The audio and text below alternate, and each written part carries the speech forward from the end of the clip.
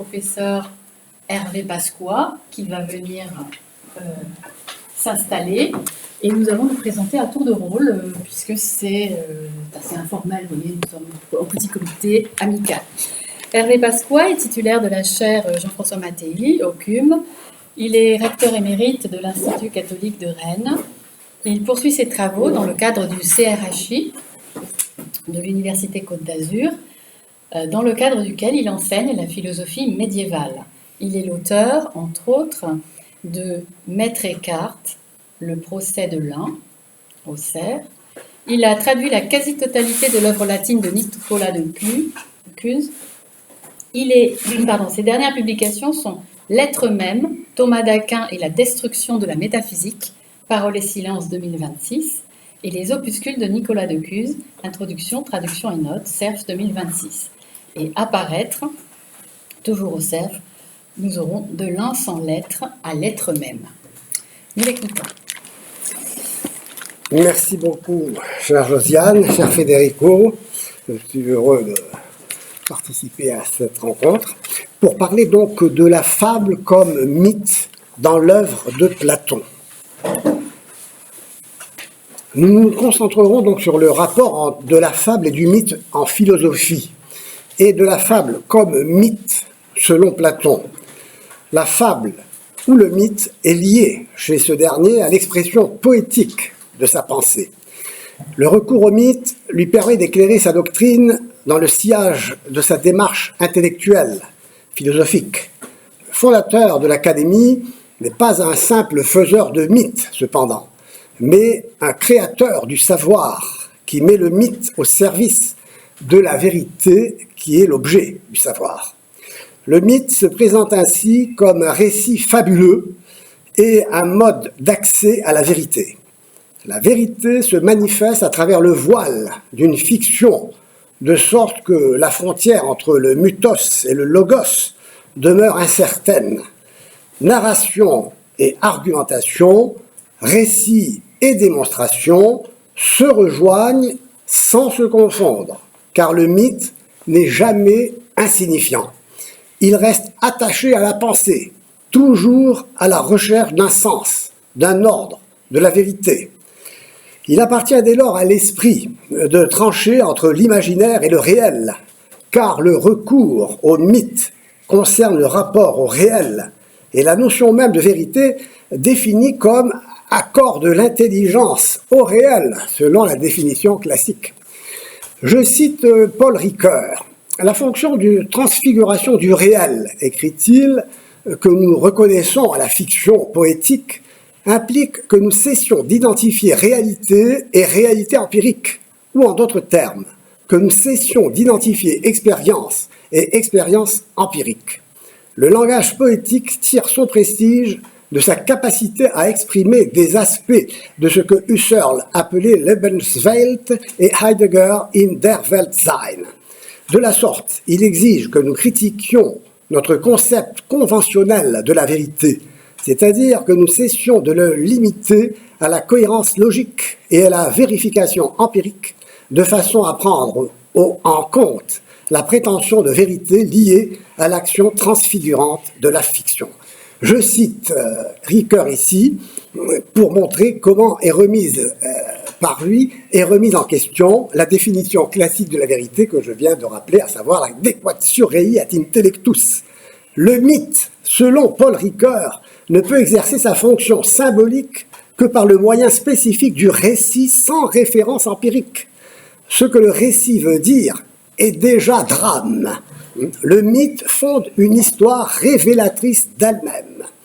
Sa fonction élémentaire est de révéler sous forme de symboles les modèles exemplaires des rites et de toutes les activités humaines signifiantes. L'histoire racontée par le mythe n'est pas une description empirique de la réalité, par conséquent. Le mythe de la caverne, par exemple, illustre bien la recherche de la vérité qui appartient pour Platon au monde des idées, le seul à être réellement réel, ontos on. Or, l'argumentation ne suffit pas à démontrer la vérité d'une réalité invisible comme le monde intelligible des idées. En revanche, le mythe permet de montrer, de livrer d'un seul coup d'œil la vérité qu'il rend visible, la vérité de l'idée invisible. Il donne à voir des choses cachées et inaccessibles à l'intelligence, neutralisées ici. Ainsi, Platon trace dans le visible la forme même de l'invisible, qu'il tire de son indétermination en lui donnant le contour déterminé d'une image mise en mouvement, d'une histoire qui relie le visible et l'invisible. Le mythe platonicien, je cite Jean-François Mattei, qui rythme le mouvement des dialogues, se trouve à la croisée des chemins du philosophe. Il enseigne que le monde n'appartient pas à l'ordre de la raison, c'est-à-dire de l'espace logique, mais bien au règne de l'histoire, c'est-à-dire du temps. Fin de citation. L'auteur, ici, se réfère au monde comme réalité sensible, empirique, dont il souligne le caractère déraisonnable pour montrer l'apport positif du mythe qui apporte un sens. La vérité intelligible, en effet, coupée du réel sensible, doit résulter d'une production, être une poiesis, à savoir la production d'un sens qui se révèle dans une histoire racontée comme une œuvre belle qui peut aussi avoir le sens d'une œuvre utile. Techné, nars. Il ne s'agit donc pas de la vérité des choses, mais de la vérité d'un récit. En ce sens, le mythos ne s'oppose pas au logos, il se met à son service. Mais alors, la réalité se réduit à ce qui est conçu ou intelligé, et non à ce qui est en réalité, ce qui est donc in intellectu et non in re. Or, si le sens résulte d'une pure production de l'esprit coupé du réel, le rapprochement du mythos et du logos ne va-t-il pas s'effectuer au détriment de la vérité définie comme le rapport de l'intelligence au réel? Tel est le principal reproche adressé à Platon par Aristote. Platon s'en est lui-même rendu compte en se trouvant contraint de condamner le mythos au nom de la vérité. Le mythos, dit-il, est mensonge, et Homère un menteur. Il exprime des opinions contradictoires et non crédibles, diffusées par des discours, je cite, que dès leurs plus jeunes années, encore à la mamelle, les gens ont entendu tenir par leur nourrice et par leur mère, tirés des lois.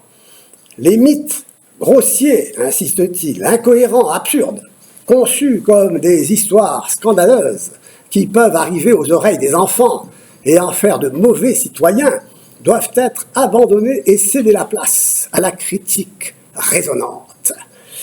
La plupart de ces récits sont à rejeter, je cite la République, parce que transmis sans examen préalable. Platon veut que l'éducation du véritable citoyen passe par l'exercice dialectique de la raison. Il ne rejette pas toutefois le recours aux mythes, car ils peuvent revêtir, dans la mesure où ils peuvent revêtir une valeur pédagogique, où ils constituent des expressions imagées de vérité profonde et restées voilées. Ainsi, le célèbre mythe de la caverne, qui présente des hommes ne pouvant contempler que l'ombre des choses, met en scène l'opposition d'un monde obscur et illusoire, où se complaît la multitude, et celui lumineux des idées auxquelles seuls les philosophes et les sages peuvent accéder. Si le mythos n'était pas concevable comme un conte philosophique pour les besoins de la démonstration d'une vérité précise, l'expression poétique ne pourrait que nuire à la vérité et nous en éloigner. Il est bon ici de comparer le philosophe à l'historien, et je pense à Thucydide, l'historien scrupuleux de la guerre du Péloponnèse, dénonçant aussi les logographes, je cite, qui, en écrivant l'histoire, sont plus soucieux de plaire à leur public que d'établir la vérité. Les faits dont nous parlent ces derniers sont incontrôlables.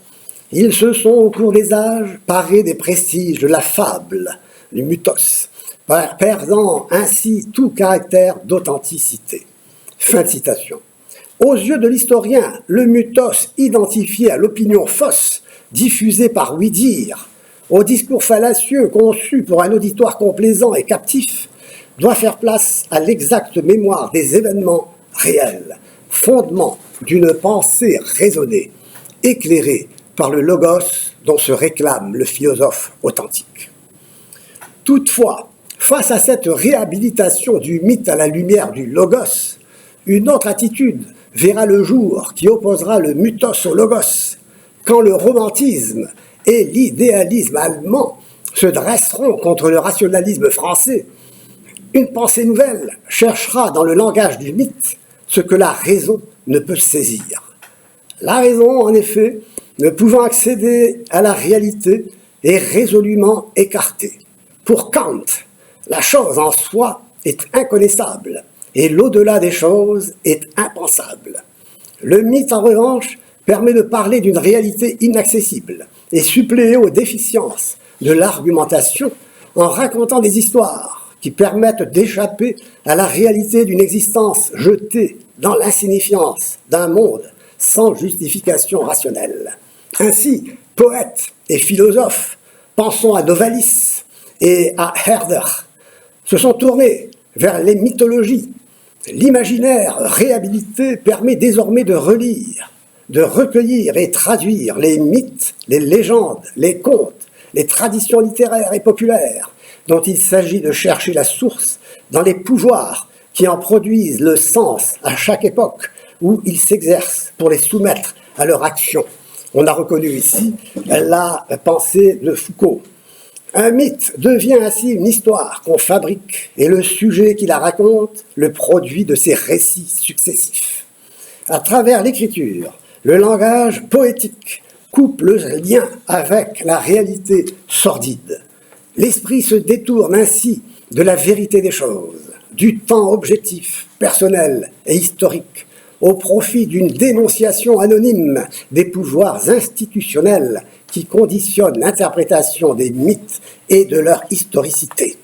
Le mythe est ainsi saisi comme une élaboration imaginaire et inséparable de la société d'où elle provient, d'une idéologie politique, d'une logique imposant des transformations successives et structurant l'histoire des institutions particulières qui lui donnent vie.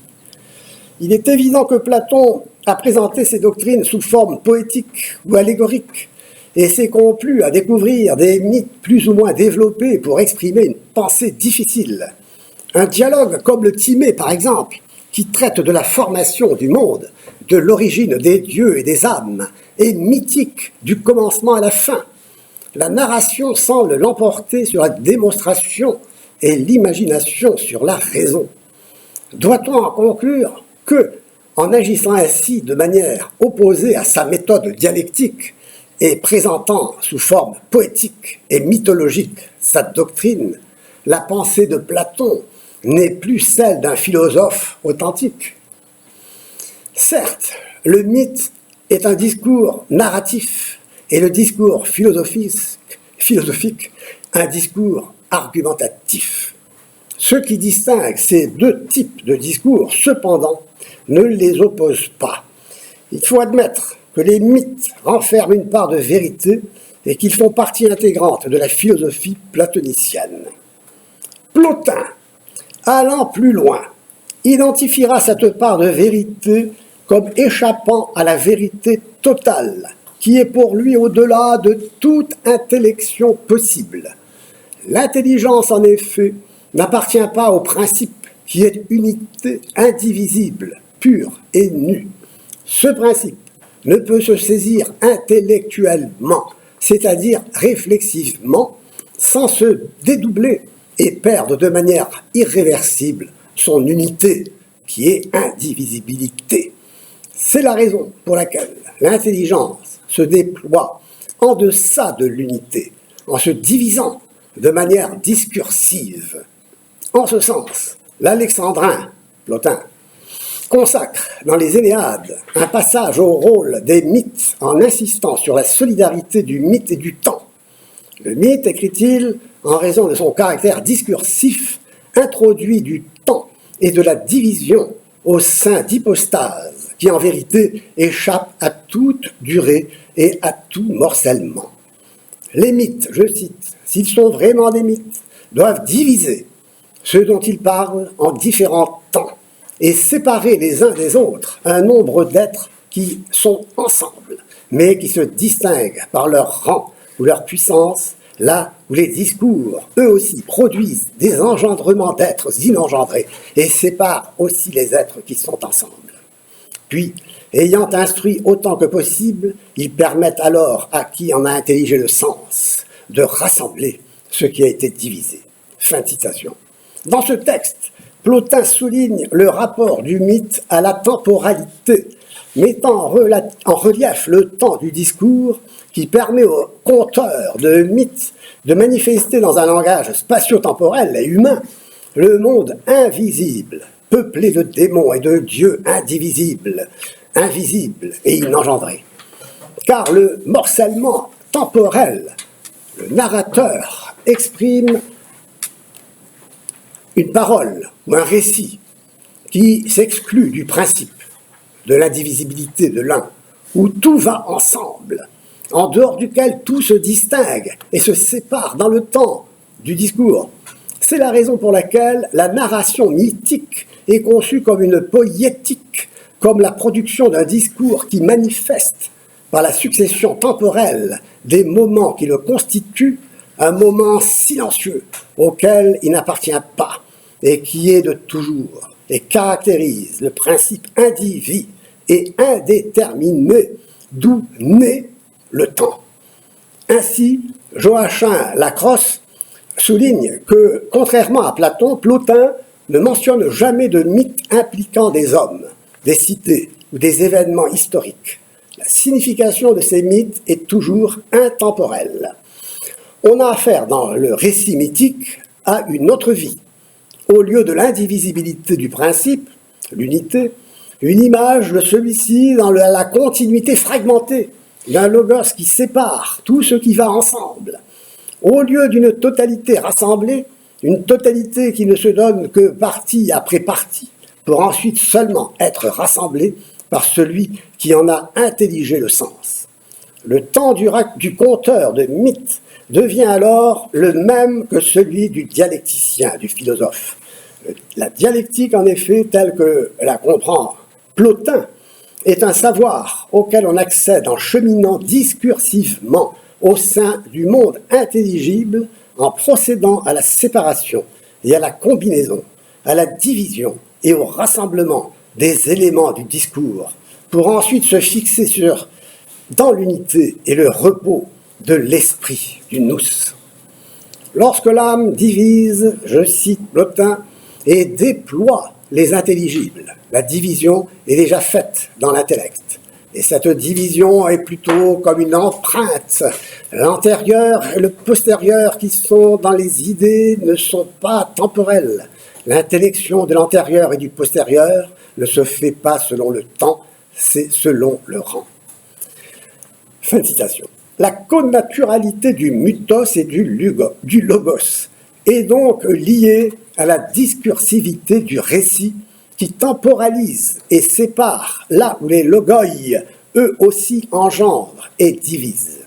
Les logoi, c'est-à-dire les écrits des anciens, les paroles qui impliquent les récits mythiques, aussi bien que les raisonnements philosophiques.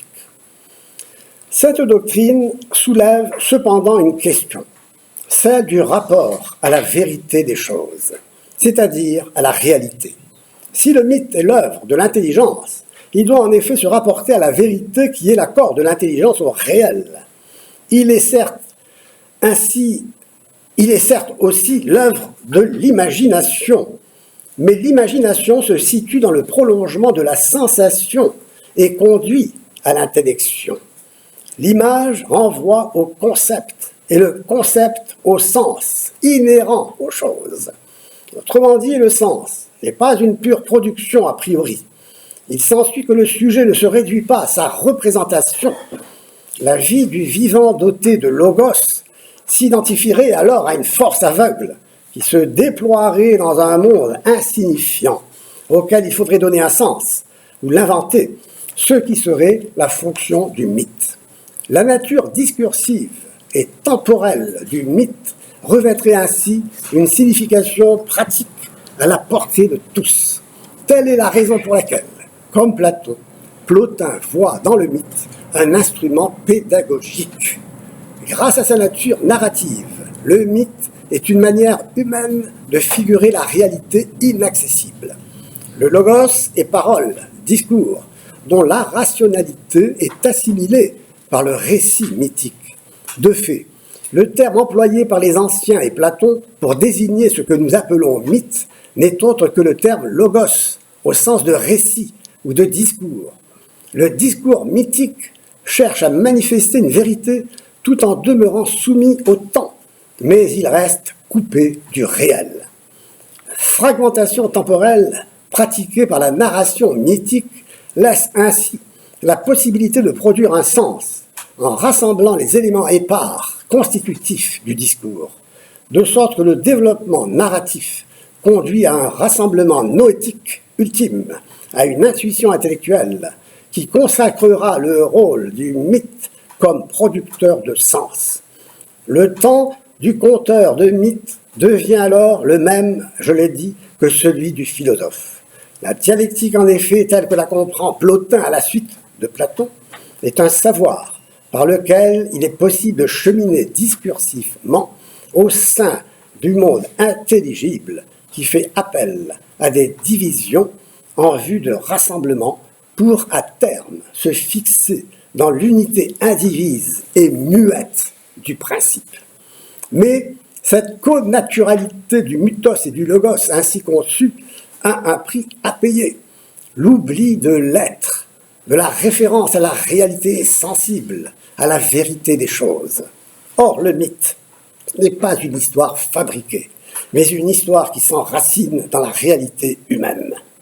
Le récit mythique n'est pas une pure représentation ne renvoyant qu'à soi et constituant le sujet qui se constitue en se narrant, comme le pense Ricoeur. Cette interprétation met en question l'essence métaphysique de l'homme comme vivant doté de logos, zoon ekon logon, et appartenant à un monde lui-même doté de rationalité. Il ne s'agit donc pas de produire un sens, mais de le saisir, de l'intelliger, de l'intus legere, de le lire à l'intérieur, au cœur de la réalité elle-même, déjà là, comme le sujet qu'il appréhende, à la fois avec ses facultés sensibles, imaginatives et intellectuelles, conformément à son essence d'animal raisonnable, de vivant doté de raison. Le mythe ne se réduit donc pas plus à une expérience simplement empirique qu'à une représentation purement conceptuelle. Il résulte de l'imagination qui conduit de la sensation à l'intellection. Celle-ci n'est pas une construction a priori de l'esprit coupé du réel, de la vérité des choses. Il est par conséquent difficile de dire avec Ricoeur que le sujet résulte de son propre récit et se réduit à son histoire. Pour l'auteur du conflit des interprétations, en effet, tout est représentation, production a priori de l'esprit en devenir, de sa temporalisation par le discours. Le mythe, dès lors, n'est pas à comprendre, mais à interpréter, c'est-à-dire à décoder le langage réduit à un système de signes renvoyant aux signes, système clos sur lui-même, sans référence à la réalité et à un sujet substantiel, puisque constitué par l'histoire qu'il raconte. Pour terminer, telle est l'opinion dominante de la pensée déconstructrice des Herméneutes, de tout acabit qui ont vu le jour au XXe siècle, et qui, en rejetant le sujet pensant, le cogito, ont cru rejeter la réalité substantielle du vivant doté de logos, en affirmant haut et fort la mort de l'homme. Il ne pouvait en être autrement en effet si tout est narration, fabrication de l'histoire, représentation et interprétation. Il est important de le souligner. Pour cette conception, le mythe est une chute du discours, hors sujet, dans la temporalisation. Il n'y a plus de conflit entre mythos et logos, dans la mesure où le logos est un discours ou un récit qui produit le sens, sans référence au réel, lui-même réduit à un mot. Je vous remercie de votre attention.